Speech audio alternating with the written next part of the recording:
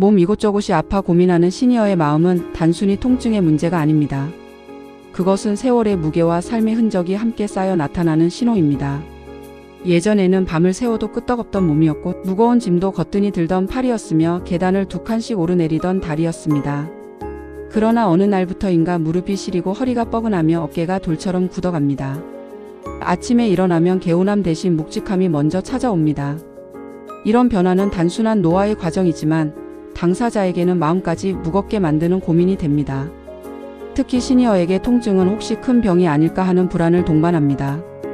병원에 가면 의사는 노화로 인한 퇴행성 변화라고 말하지만 당사자의 마음은 쉽게 안심되지 않습니다. 작은 통증 하나에도 과거에 들었던 병명들이 떠오르고 주변 지인의 투병 이야기가 겹쳐집니다. 그래서 몸이 아픈 것보다 마음이 더 먼저 지칩니다. 통증은 육체에 있지만 두려움은 생각 속에서 자라기 때문입니다. 몸의 통증이 늘어나면 활동량이 줄어듭니다. 활동이 줄면 근육은 더 약해지고 관절은 더 굳습니다. 그러면 통증은 더욱 심해집니다. 이 악순환 속에서 많은 시니어가 나는 이제 예전 같지 않다는 상실감을 느낍니다. 그러나 여기서 중요한 것은 예전과 같지 않다는 사실이 실패를 의미하지 않는다는 점입니다. 삶의 방식이 달라졌을 뿐입니다. 젊은 날의 속도 대신 지금은 천천히 움직이는 지혜가 필요합니다. 몸이 아프다는 것은 한편으로 몸이 보내는 메시지이기도 합니다. 조금 쉬어도 된다, 무리하지 말라, 나를 돌보라는 신호입니다. 우리는 오랫동안 가족을 위해, 일을 위해, 사회를 위해 몸을 사용해 왔습니다. 그 시간 동안 몸은 묵묵히 견뎌주었습니다. 이제는 그 몸을 돌려받아 돌볼 시간입니다. 통증을 원망하기보다 몸을 이해하려는 태도가 필요합니다. 규칙적인 가벼운 운동은 통증 완화에 큰 도움이 됩니다. 격렬한 운동이 아니라 천천히 걷기, 가벼운 스트레칭, 의자에 앉아 하는 근력 운동만으로도 몸은 달라집니다. 처음에는 더 아픈 것처럼 느껴질 수 있지만 일정 기간이 지나면 몸이 부드러워지고 움직임이 편안해집니다.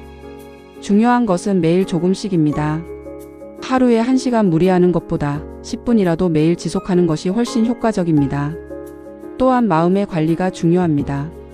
통증에만 집중하면 고통은 배가 됩니다.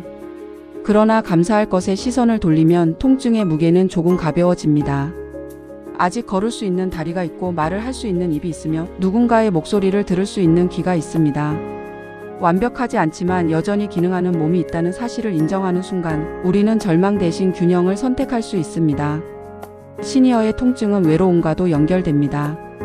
몸이 아프면 사람을 만나기 싫어지고 약속을 줄이게 됩니다. 그러면 대화가 줄고 웃음이 줄어듭니다. 웃음이 줄어들면 마음의 면역력도 떨어집니다. 그래서 아플수록 사람을 완전히 끊지 않는 것이 중요합니다. 짧은 통화라도 좋고 가까운 공원을 함께 걷는 만남도 좋습니다. 관계는 통증을 없애주지는 못해도 견딜 힘을 줍니다. 음식 또한 중요합니다. 과식은 관절과 혈관에 부담을 줍니다. 싱겁고 담백한 식단, 충분한 수분 섭취, 단백질과 채소 위주의 식사는 몸의 염증을 줄이고 회복을 돕습니다. 몸은 우리가 먹는 것으로 만들어집니다. 약만이 답이 아니라 생활 습관 전체가 치료의 일부입니다.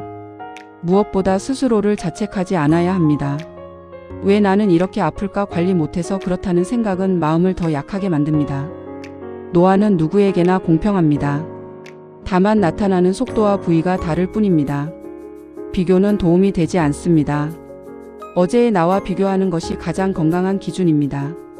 어제보다 조금 더 움직였다면 그것으로 충분합니다. 몸의 통증은 인생의 끝을 알리는 종소리가 아닙니다. 오히려 삶의 속도를 조절하라는 종소리입니다. 빠르게 달리던 시절이 지나고 이제는 주변을 둘러보며 걷는 시기입니다. 아픔 속에서도 여전히 할 수 있는 일이 있고 여전히 배울 수 있는 것이 있으며 여전히 사랑할 수 있습니다. 통증이 삶의 전부가 되지 않도록 삶의 다른 부분을 키워가야 합니다. 시니어의 몸은 약해질 수 있지만 경험과 지혜는 더욱 깊어집니다. 젊은 날에는 몰랐던 감사, 사소한 행복, 느린 호흡의 소중함을 알게 됩니다. 아픈 곳이 많다는 사실은 어쩌면 그만큼 오래 살아왔다는 증거이기도 합니다. 그 시간은 결코 헛되지 않았습니다. 오늘도 몸이 조금 불편할 수 있습니다. 그러나 숨은 쉬어지고 해는 떠오르며 하루는 다시 시작됩니다. 통증과 함께 살아가되 통증에 지배당하지 않는 삶을 선택하는 것이 중요합니다. 조금 느리게, 조금 조심스럽게, 그러나 포기하지 않고 하루를 살아내는 것. 그것이 몸 아픈 시니어가 가질 수 있는 가장 큰 용기입니다. 아픔은 줄어들지 않을 수도 있습니다. 그러나 아픔을 대하는 태도는 바꿀 수 있습니다. 몸을 미워하지 않고 스스로를 탓하지 않으며 오늘 할 수 있는 작은 움직임을 선택하는 삶.